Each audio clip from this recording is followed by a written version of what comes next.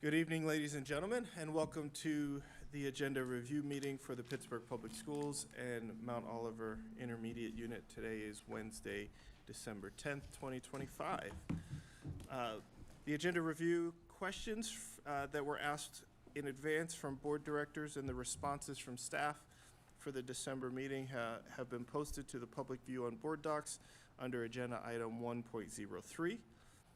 And if there are no additional questions about the agenda, board members will have a chance, or if there are additional questions, board members will have a chance to ask those tonight.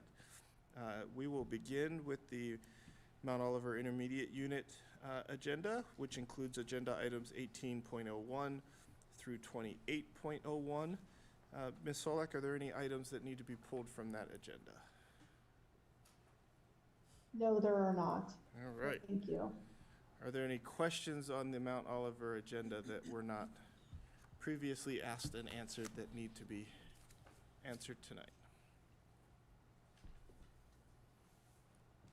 All right. Seeing none, we will move on. Thank you, Ms. Solak. We'll see you next week. We will move on now to the education section of the agenda, which includes agenda items 5.01 through 8.15. Dr. McNeil, are there items that need to be pulled from that section of the agenda? Mr. Joseph? There's one item that Dr. McNeil is not aware of, item 8.11. That item is being pulled. I know we had some discussion about that, but there aren't additional funds needed for that contract at this time. It's something that we discovered after it was added to the agenda. Thank you very much.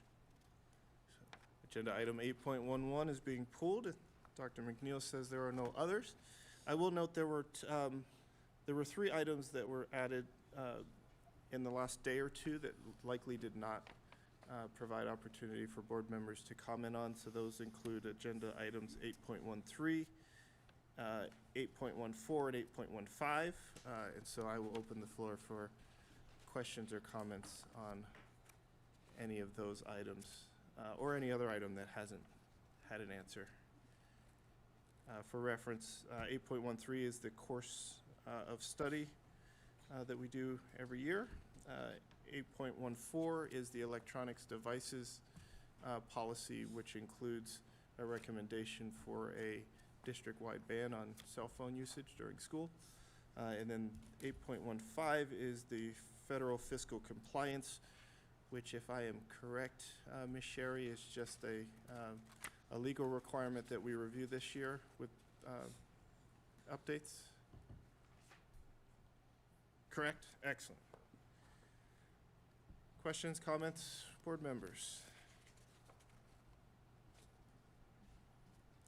All right.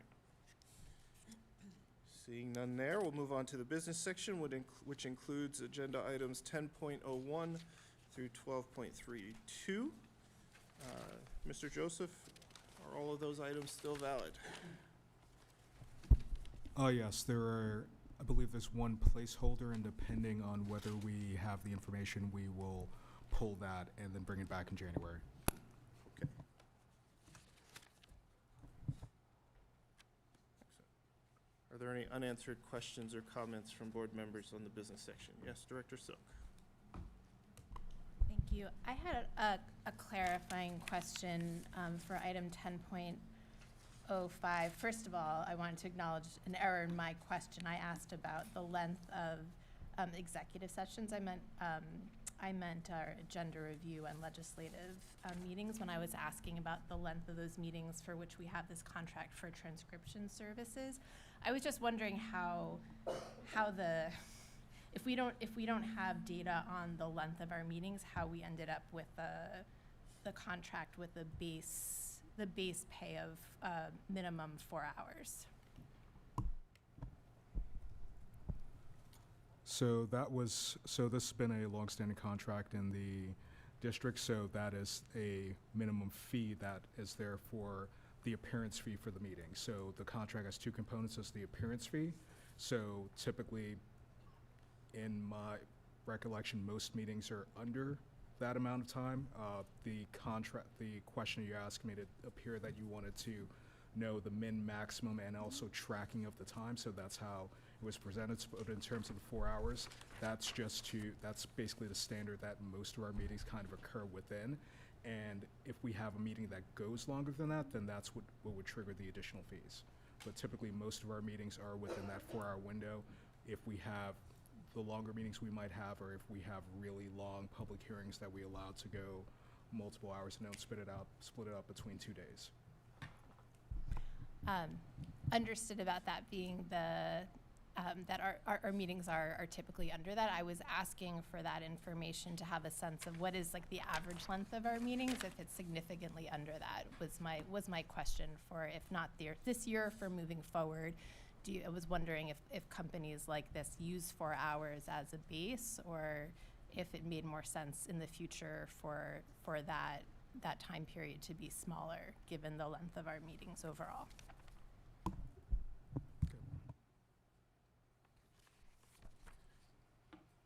Great. Let's see. There are a few items in the Human Resources section, 13.01 through 14.02. Director Walker, Yes. the personal items are visible to the Oh, board, but they're not visible only to to the us, public. and nobody else can see them, so I won't talk about them. How about 15? Can we talk about the budget matters? Great. Yes. Sorry, I will skip that because I'm looking at stuff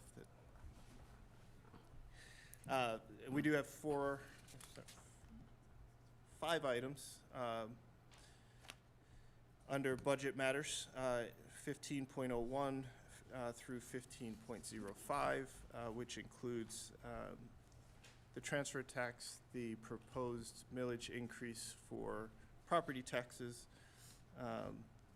as well as the general fund budget. So I will open up the floor for board members who may have questions or comments on any of those items.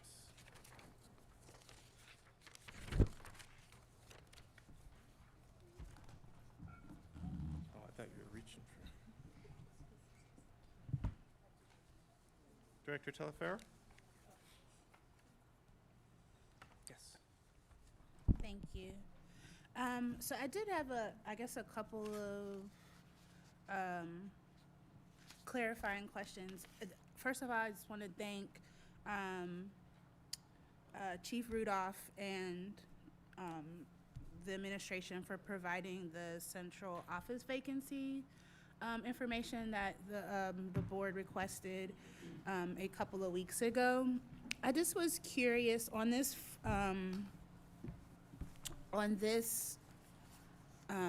spreadsheet, the highlighted ones that say reclassification. Can you just talk a little bit about what that means, or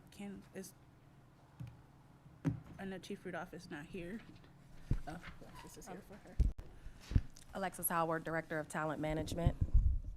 So for the reclassifications, there are a few that are highlighted on that sheet, and we have been working with some of the directors in those departments to talk about what their actual needs are for some of their work. And so those ones that are highlighted in yellow, we will still be utilizing those funds, but looking at reclassifying those positions into different jobs. Thank you for that. You're I just welcome. wanted to be sure I understood. So I noticed there are several that are that have been vacant since 2021. Is there, and in the attempt to staff, it's pretty much yes for all of them except for one position, but we haven't been able to staff many of these for 5 years or less.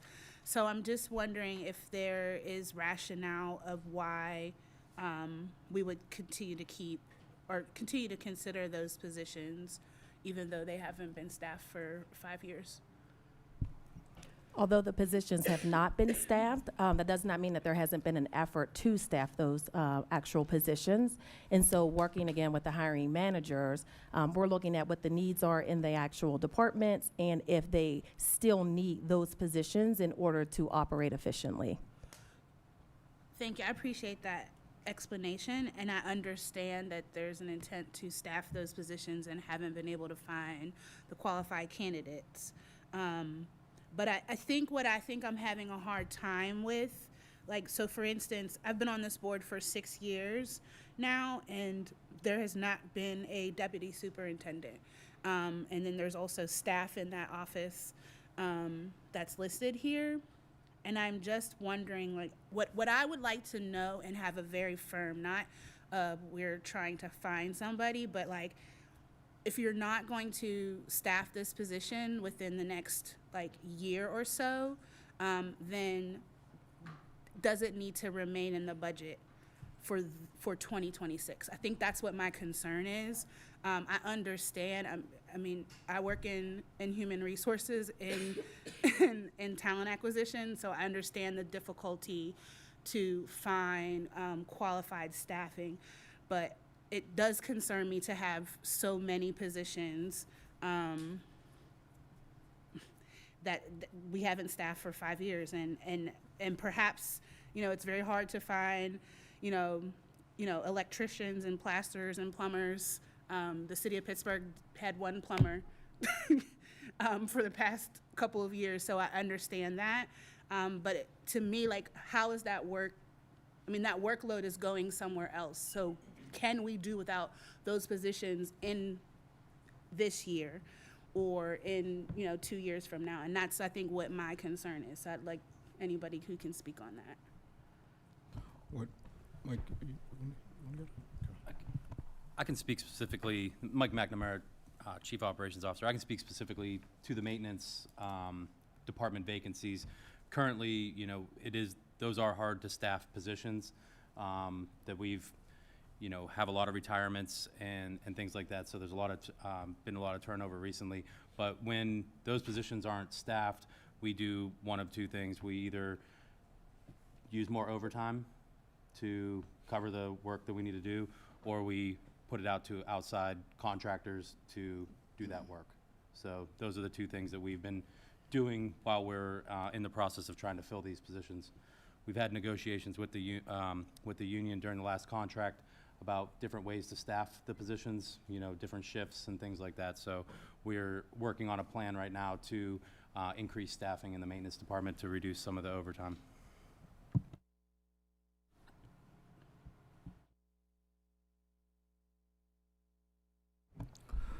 I was going to say, for any of the positions that are not filled and have not been filled for a significant period of time, there are a number of them that are in my departments, and that work falls on the existing staff, and that staff does get burnt out and does reduce productivity and reduce the amount of work that we can do. We do intend on staffing these positions, but it's also dependent on the talent pools that we have. A number of these positions do have restrictions on them, such as city residency, and each time we do post these, we tend to get 1 to 10 applicants that don't meet the criteria. So we do intend on staffing them. We would like to staff them because long term, the staff that's left to bear that responsibility, being myself and other individuals in my department, have to pick up that additional work of those individuals, and they've done a yeoman's job doing that. But I've also seen that they've become burnt out. People have had to take long-term leaves. People have had health issues. So those are positions that we do try to staff, and we would like to have them staffed, but it's just based on the lack of quality candidates, because we'd rather have a candidate that's going to come in and actually do productive work as opposed to just having a warm body in the position. Thank you for that. And I'm not advocating for staff burnout. And I'm, I think that there might be things that we're going to have to consider, things that I don't necessarily want to consider as a board member, but I think if there's never talent to fill these positions, they will continue to go unfilled. And I think that's where my concern lives. And so I know that, I'm not super advocate of lifting residency requirements for anybody. I think that people should have to work, in the same city that their kids go to school and that other people's kids go to school, and build community with one another. But we have, lifted residency requirements for teachers, now paraprofessionals. There are other role groups that, we might consider. And I'm just wondering if that's a barrier to finding the talent that we need to fill some of these positions that are, critical positions, then I guess I would like to see some maybe effort or consideration as to what can we actually do to support being able to get these roles filled. So I don't want to belabor the point of the vacancies, but I think that's kind of been my issue when I hear we have a huge amount of vacancies and a hard time filling them. If we go another 3, 4, 5 years because we can't find the talent, that still puts the burden on the existing people. So then what do we do? It also continues to impact our budget and put us in financial situations. So that's just one area I understand, but I just don't feel like I've heard much effort to do anything differently than hold positions that we can't fill. So I'll end with that comment, but with that question, but there's one thing that I think that keeps coming to my mind of the conversations that we've had over the past, we've had over the past several months, but certainly in the past several weeks around the budget, around the future of this school district. And I think that the thing that sits with me and what I feel like I keep receiving is that, there's an unwillingness to not do anything to change what needs to be done for the district for us to better educate kids. And I think that, it's come up that, about even the tax increase, that we have to, the burden is being placed on the people and the taxpayers. I pay taxes, and everybody at this table pays taxes if you live in the city of Pittsburgh. And so, making a decision to increase the millage for me is, there's a willingness for me to take one for the team if that means that, we can, be one step closer to having our finances in a position or a place where we can better educate children. But I think there's so many other factors that we have to consider with that. It is my understanding and has been for the past 6 years that the school district of Pittsburgh has one of the lowest millage rates out of the 43 school districts in Allegheny County. And so, in a time where, the county raised taxes last year, we are talking about raising taxes this year, and the city is talking about raising taxes, and I think that is a very, a difficult decision to make, knowing that it does put burden on people who, don't have the income, right? But at the same time, as adults, we are responsible to educate children. And I have not heard, I've heard a lot of people complain and say no to a lot of the things and a lot of the tough decisions that we've had to make over the past several months. But I have not heard many people, I shouldn't say nobody, but I have not heard many people complain about the need to raise the tax to raise taxes again this year. This is, I think, my third time since I've been on the board that I've had to sit at this table and have the discussion to raise taxes, and I've supported it the 2 other times, and I'll support it again because it's one part of the equation. It's not the sole fix to our financial issues, but I don't want it to be misunderstood that because the Future Ready plan as is did not pass, that we are now putting the burden on taxpayers, because I don't believe that is the case. And I have not said that in this space, and so I wanted to make sure that I did speak on that. We all play a part. And I don't think that, I'm not naive to the fact that we have to do something to make sure that we can better educate children. And I'm willing to come back to this table and come up with a plan that makes sense, and that does not put the burden on families in this district who just want to be a part of the conversation.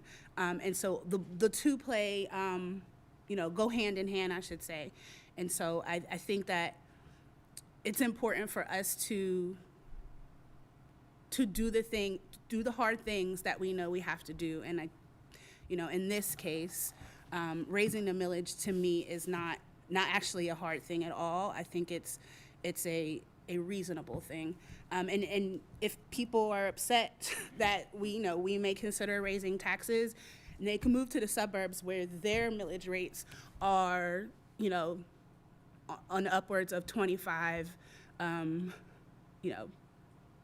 or more, 25 to 27 or more. And I think that is, that's something also to be said, that it doesn't get any better. And in our suburban school districts, when they raise taxes, it's because they have been able to, or have done, or consider doing renovations to those buildings and having world-class buildings, and we can't get to that point. And that's one area that we can, that we do have control over as board members. So with that, I will end my comments. Thank you.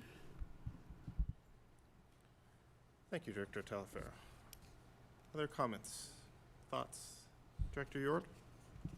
Yeah, since Director Piotrowski is no longer here to beat the drum, I'm going to beat it for her regarding the earned income tax diversion to the city and how that impacts the school district to the tune of $20 to $25 million per year. I know the city is facing its own financial hardships, but that money has been diverted from the school district for upwards of a decade now, and I'm hopeful that the new administration is open to having a conversation about how we can start to shift that money over a period of time back to the school district, so that we have that money in our pockets to do what we need to do for our kids. And the other drum that I will beat is that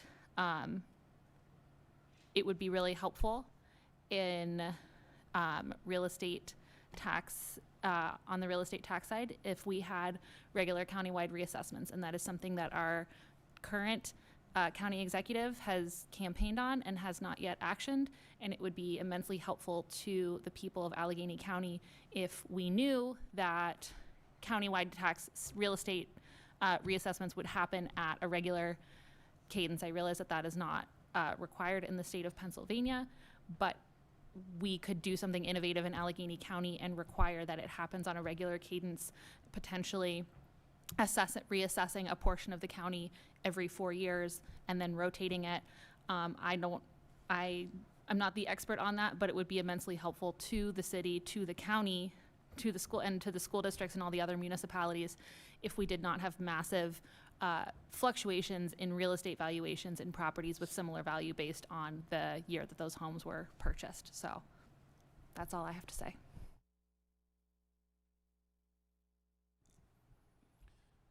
Any others?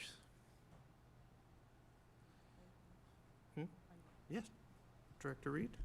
So I will chime in about our, the idea that we could raise taxes. I do feel like we would be putting a burden that was partially belonged to the school board to make hard decisions, to do hard things. We would be putting that responsibility on taxpayers because we didn't do what we needed to do. So I'm just, that's my opinion, and so I just stand by that. I don't think that we can absolve ourselves of responsibility for not doing what we could have done to impact our budget and then ask our constituents to pay higher taxes. Can I ask a clarifying question, Dr. Reed? So the Future Ready plan would have put us, based on the projections, back in a budget deficit in 2 years. So it's not really resolving the solution in the long term. it's not resolving the solution in the long term. What we would have been able to do is make a dent in how we were moving forward with regard to our budget situation. We would not be moving in a direction of maintaining or continuing to hold on to assets that we know are going to put us in a budget deficit, in a further budget deficit. And if we had been able to do our hard work, we would be in a better position as far as our budget is concerned. And I just don't think, on the heels of that, that it's fair for us to say we're going to raise taxes. Okay, fair enough.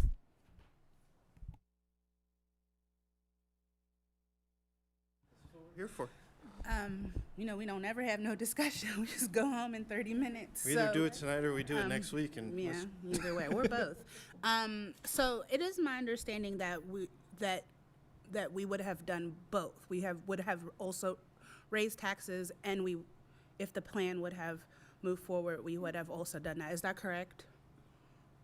I mean, I think based off of the budget projections, like the optimal kind of decision making would have been to do both, and that way it would have given us certainly a year in a surplus, a second year likely balanced or close to it, and then we deal with 2028 as we get closer to it. But yes, I think you're correct. That would have been kind of from a budget standpoint, the optimal way to go. Okay. And Mr. Joseph, can you remind me and the public when was the last time that we did a millage increase? 2021. Thank you. Yeah, I'd have to look that up. You're probably right. It was my first 2021. year on the board. Yeah. We also did a millage increase in 2019, my first year on the board. And we haven't done one since 2021. And if we're saying, that the Future Ready plan would have put us in a better financial situation for 1 year, but and maybe part of a second year, but definitely not a third year, then we would be looking at doing a millage increase in probably about 2 years. Just based off of what has been done, 2019, 2021. So I think that I understand, Dr. Reed, where you're going. And again, the plan that existed that was voted down last month, I'm not opposed to coming back to the table and figuring out what we actually can do that makes sense and that meets the needs of students in this district, staff in this district, and other critical stakeholders. I don't think that that one opportunity is like shot down and we just go back to doing business as usual. I don't think that that's our reality. That can be our reality. And it shouldn't be our reality because our times are changing. So I think that the reason why I kind of want to push back on those types of narratives is because it makes it feel like we didn't do what we were supposed to do, so now we have to do this other thing. And to me, that just doesn't seem to be the case. In a perfect world, we should probably no one should probably have to raise taxes because everybody would have what they need. But when we talk about, a school district that puts out I don't know the exact number, $30 or $40 million in charter school tuition, and what? Well, this year it's budgeted to be 158 million, so about 160 million. Well, I was even saving us some money. I couldn't remember the exact number, but it's gone up every year since I've been on the board. And I think that, we have the conversation about, charter schools not educating children any better than we are, but we can't educate children because we're putting that money out every year, and it continues to go up. And next week we're going to receive a presentation and an application for a new charter school, and that's crazy to me because one, we already have a Montessori school in this district, and two, we, you know, have plenty of other, you know, charter schools that we're just shipping money and there's no accountability. And I've never been Devin is speaking for herself, one person on this board. I've never been an advocate, and I probably won't continue to be a very strong advocate for charter schools, because they don't really add any more value than we can add, but it makes us difficult for us to be able to do our job and educate the children that do stay in this district and who don't have choice, for parents who don't have a choice to send their kids to a private school or parochial school or other charter schools, or move out of the city altogether. And I just think that we keep pretending as if all these other factors are just going to solve the problem, and they're not. And so I hope that we get to a point where we can, you know, figure out what's best. But, you know, at the end of the day, it's another hard decision that we're tasked to make. And we like to make hard decisions around here. So, or at least we talk about making hard decisions. And so it's just another one of those difficult decisions to make, that are, you know, will hopefully set us up. And board members of the past didn't do their job, right? And sometimes I can't fault them, because as board members, I don't know if we know what our jobs are sometimes. It's very difficult when we come to, you know, to this board table and try to understand how we run a school district, or how we lead the leader who leads the school district, and have very little, you know, understanding of the role that we play. And so there are people who didn't make that decision, and maybe they didn't know how to make that decision. And so hopefully we can do better than our colleagues of the past. So that's all for now.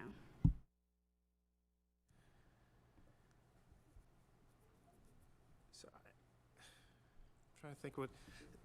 So I agree with. I mean, I agree with just about everything all of you said. I mean, I've said this, I think, for the last couple of years, right? To solve the educational delivery issues that we have in Pittsburgh Public Schools, to solve the financial issues that we have in Pittsburgh Public Schools, is not just a one action thing, right? It's going to take multiple kind of things happening all at the same time, or in relative proximity to each other, to make it work. You know, if there was a silver bullet to fix all of this, we would have certainly shot it a long time ago, but we know that that's not the case. And so I think for what we face now is we face a reality of the impact of, you know, our decision from last week, the reality of the decision that we have to make next week, and then the perception of what those two decisions together mean to people outside of this building. And so, like, what I've heard is like, well, why would you raise my taxes when you weren't willing to do the thing that you could do to save $6 million? And so I think the struggle is, like, there is a reality that the decisions that we make have real impact. And last week's decision for at least 1 year was a $6 million decision. Our decision next week is a $7 million decision. And however we decide to go as a board, you know, the thing that we don't ever get back is the time that we've lost and the money that we've opted not to grab, in an effort to keep sustainability of a school district possible. And like, while we can project 2 years into the future, we know that conditions change, circumstances change. If we get a tax assessment done, right, the outlook for 2 years is a lot different than it was today. And so what we really have to do is make the best decisions that we can based off of the information that we have today, and figure out tomorrow's decisions as more information comes. And I think that is the challenge that we're facing with all of this. And, you know, for right or for wrong, that's where we're at today. And so I think that the choice that we have next week,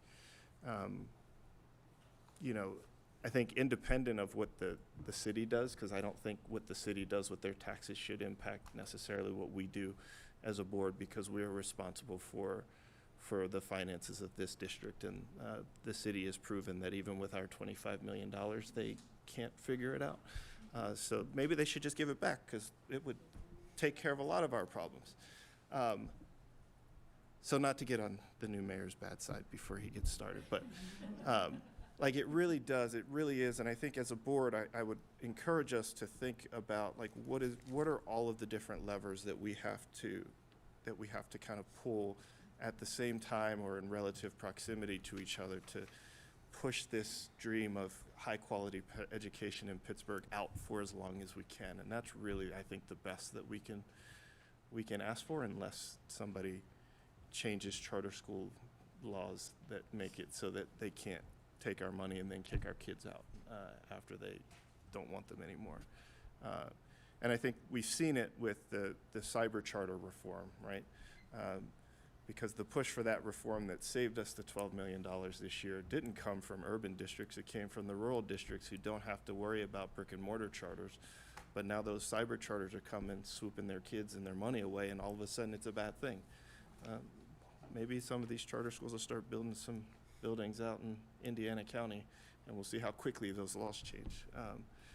Because nobody cares about black kids in the city if you don't have black kids in your district, and we do.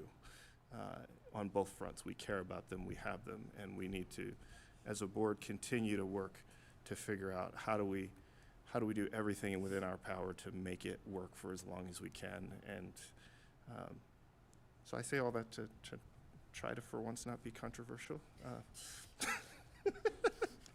But know that, like, you know, what we're doing is raising taxes may not be the hardest thing we do. It probably won't be.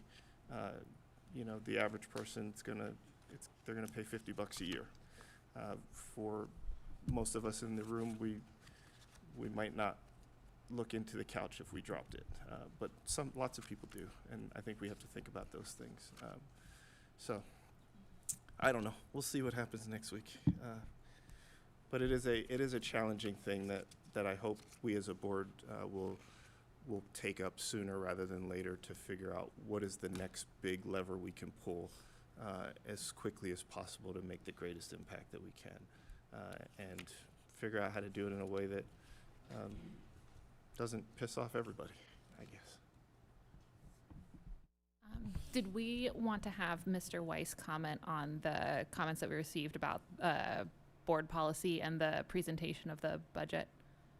Did you see that email? Yeah, Mr. Weiss, are you willing to? We've had some folks insinuate or make comment that we are not following board policy because we presented a budget that included some assumptions that turned out to not work out, and then we had to present a new one.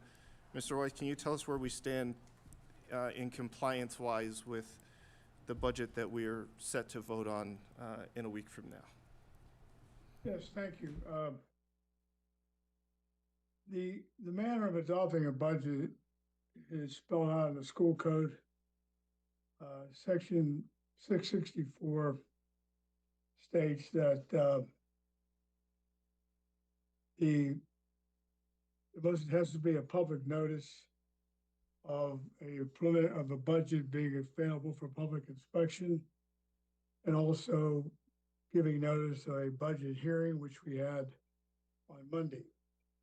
That advertisement was made in accordance with the code and met all the timelines. That notice also says that between the time the budget is available and the final passage, the board reserves the right to make revisions to the budget. That is not an uncommon practice.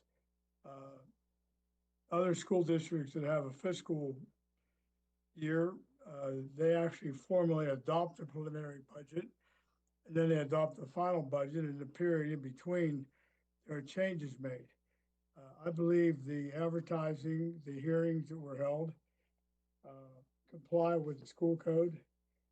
And the budget as presented on Monday is available now to be inspected, and there's a the public comment period is Monday.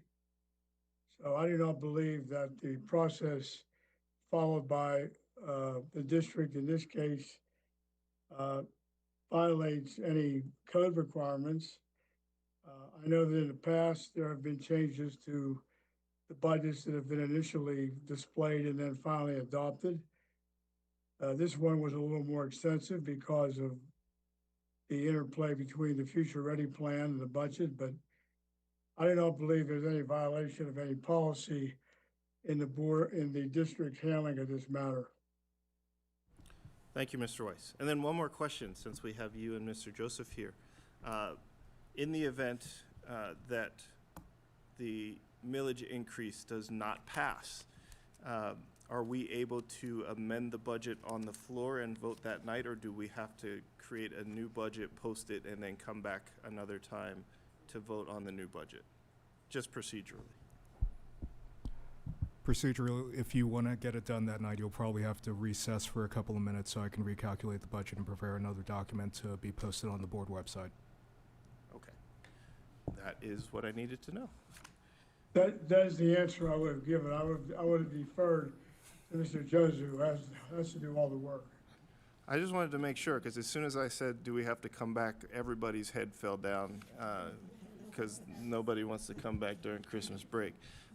But Because we have to pass a budget by because we have December to pass a 31st, budget before the end and of the we year. have done But- that. So now that we know, Yes.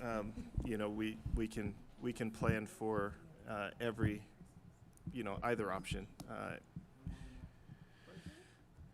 All right. Are there any other comments, questions, concerns, thoughts? Yes, Director. I just wanted to ask about the future of the Future Ready Plan and like where that stands and what next steps are and if we bring it back, just so that students know what's going on. Sure, that's a great question. So the future of the Future Ready Plan right now is uncertain. I think as a board, we have to have conversations both internally but with the administration about what, if any, changes or, you know, need to happen for it to be a plan that the board can support. Procedurally, though, any of the directors who voted against the Future Ready Plan last week, or any of the 3 new directors, can call a motion to reconsider that at any time. And so there is kind of a wait and see, but also it could happen anytime, all at the same time. But I think practically, I think it is, I think it's wise for us to take a beat and reflect on kind of all of the information that we heard, talk within, you know, this body to figure out like where the disagreements were and what those bridges are that can be, you know, made, so that when we ultimately bring a new plan or the plan back to the public, it is one that has much broader support all around, so that we know that we're doing the right thing. And I think that, and for our new board members, you know, to jump them in day one and say, hey, this is the thing we've been doing for 20 months, get on board, I think is unfair. And so we'd like to give them a beat to kind of get their head wraps around almost 900 pages worth of work that we've done over the last 22 months. But it's a great question. Yes, please. So I wanted to add a piece that while ultimately the way we make decisions as a board is binary, is it's an up or down vote, and while the vote ultimately was not in favor of the plan, I will continue to lift up the fact that there was no dissent at that meeting, including with our student representatives, around at least for key foundational pieces of the plan. And so while the vote was ultimately a no vote, I by no means think that we don't have a lot of energy in the board, and acknowledging that we also have 3 new board members, but that there was a lot of support for a lot of what was in the plan, and I think that can help us move forward. Yeah, so thank you for asking that, because I think that's probably one of the most important questions we'll ever have to ask. And I'm glad it came from you, because I think my perspective and where we are now and what future looks like is that that this work is that of the 9 board members who sit at this table, and I will say the two student board representatives, your input, and the superintendent, to work together to do this and not be influenced by outside sources. I think we have to hear voices from community and we have to listen to people, but there can't be an influence from outside people of this is what we're going to do, and I think that's really important. What I think can't happen is that we can't do this work in isolation. 1 or 2 people can't say, drive this thing and say, we're doing this thing or this is what we want to do. 1 or 2 people can't say, like, I think we can make these changes and that's it. Like, it can't be in isolation. It can't be independent. It has to be together for it to work. We were elected to sit at this table and make these decisions, these hard decisions. And I don't think that we can't have the conversation. I think it would be irresponsible for us to not make the right decisions that are best. But I think we can't do it independent of one another. And that shows when you have such a split and a divided board.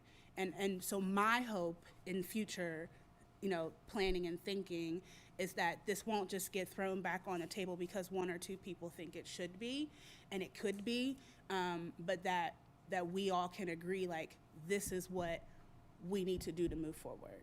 And that does not mean that everybody will say yes when it comes back, because that is our right as board members individually to vote yes or no. But at the end of the day, to agree on where we need to go moving forward and what did not work and what can work moving forward. And I think that's really important to me.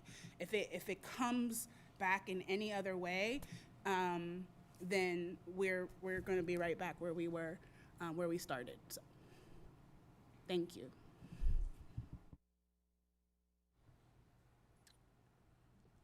All right. See, this is like old times agenda review here for. I mean, this is really important, though. It's really important that we use the time that we have to have the discussions that are really important, and looking forward to the insights and input of our new board members as they get more comfortable with this process, because it does take a little bit of time to be ready to jump in there. So if there is nothing else from anyone else, we will adjourn. This is our last meeting for the week, y'all. We can take a break, but we are back again for a public hearing on Monday. So as always, if you are out and about, please be safe getting home. This meeting is adjourned, and we will see you all soon.